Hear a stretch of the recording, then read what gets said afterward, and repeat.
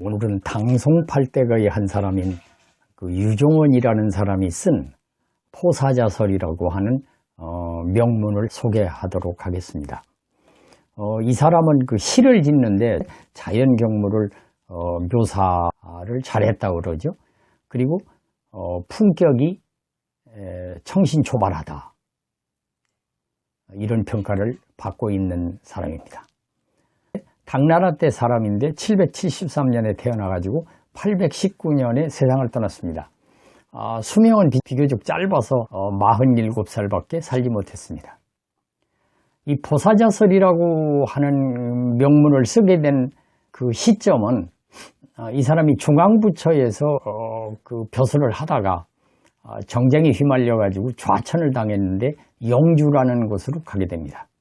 영주에서 사마벼슬을 하면서 뱀을 잡아서 세공을 바치는 장씨라는 사람을 만나서 대화를 하게 됩니다. 이 장씨를 만나서 대화를 하면서 이 사람은 가혹한 세금에 대한 백성들의 어려움을 알게 되었고, 또 이걸로 인해서 포사자설이라고 하는 글을 쓰게 됩니다. 그 당시는 그 안사의난 이후에 지방 백성들은 그 가혹한 세금에 못 이겨가지고 정말 힘든 생활을 하고 있을 때인데, 이 장씨라는 사람은 생명의 위험을 무릅쓰고 뱀을 잡아서 세공을 충당하는 일을 하면서 나름대로 잘 살고 있었습니다. 영주의 들판에는 특이한 뱀이 있는데 흑질백장이라고 합니다. 이 뱀은 검은색 바탕에 흰색 무늬가 있는데, 이 뱀이 지나가면 지나간 자리에 사람의 피부가 닿으면은 그 독으로 죽는다, 이런 설이 있다고 합니다. 조정에서는 이 뱀이 약효가 있다 보니까 해마다 뱀 잡는 사람에게 독려하여 세금 대신 이제 뱀을 잡고 있었습니다. 유종원이 한 번은 뱀 잡는 장씨를 만났어요.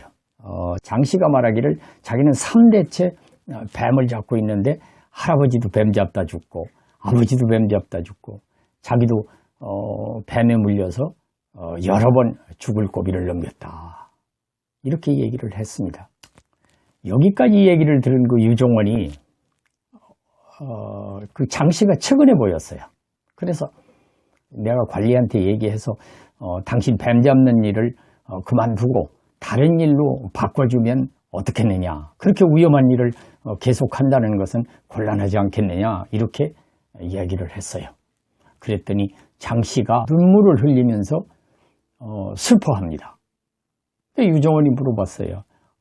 당신이 지금 겪고 있는 힘든 것을 바꿔주려고 그러는데 왜 그렇게 슬퍼하느냐, 그랬더니 장씨가 말하기를, 사실 저는 이 뱀 잡는 일이 행복합니다.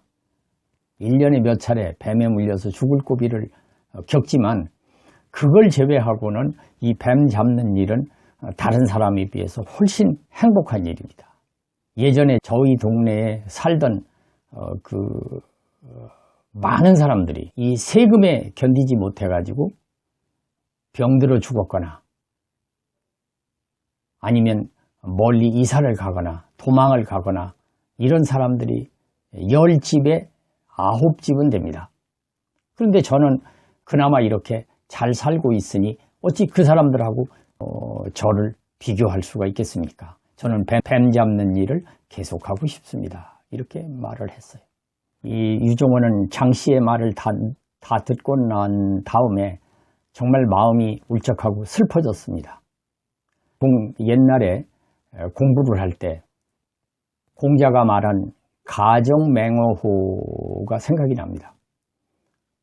그때 당시에는 가정맹어호는 가혹한 정치는 호랑이보다 더 무섭다, 이런 고사에서 유래됐다고 하죠. 그런데 그때의 그 이야기를 들을 때는 설마 그럴 리가 있겠어? 이렇게 의심을 했다고 그래요. 그런데 막상 자기가 이 장씨 얘기를 듣고 보니까 이것은 정말 이게 현실이구나, 이렇게 믿게 되었다고 합니다. 자기가 좌천돼 있어서 상소를 올릴 수도 없고 이런 처지지만은 민생을 살피는 관리가 이러한 참상을, 백성들의 어려운 이러한 참상을 잘 보고 헤아려서 정치에 반영했으면 좋겠다, 이런 생각이 들어서 이 포사자설이라고 하는 글을 쓰게 되었다고 합니다. 오늘은 당송팔대거의 한 사람인 그 유종원이 포사자설이라고 하는 글을 통해서 백성들의 참상을 알린 그러한 명문을 여러분들과 한번 살펴보았습니다.